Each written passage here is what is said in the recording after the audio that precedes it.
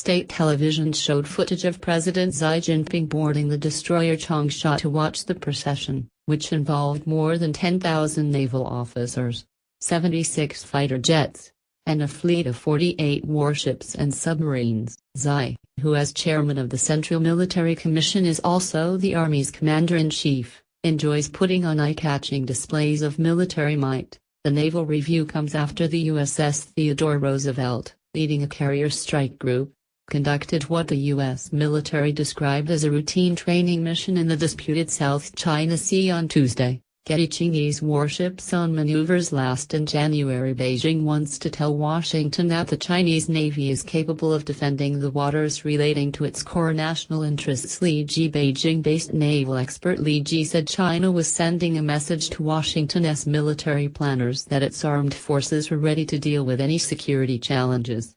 He said, Hainan is the starting point for China's Belt and Road Initiative.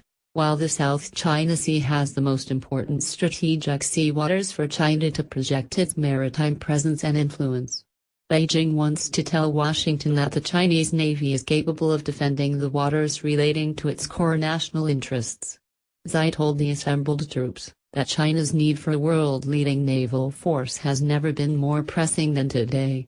Getty Chinese fighter jet prepares to take off from an aircraft carrier in the South China Sea. He urged them to devote their unswerving loyalty to the party before watching 4 J-15 fighter jets take off from the Liaoning, China's sole operational aircraft carrier.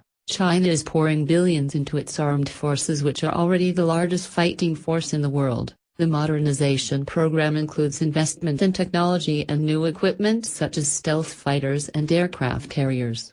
But the military buildup has unnerved neighbors, particularly given China's increasing assertiveness in territorial disputes in the East and South China Seas and over Taiwan, which Beijing claims as its own. Getty China has put on a huge display of its naval might. Chinese defense chiefs said live-fire military drills would be taking place in the Taiwan Straits on April 18. Taiwan's defense ministry said its army had the situation under control and could ensure Taiwan's safety.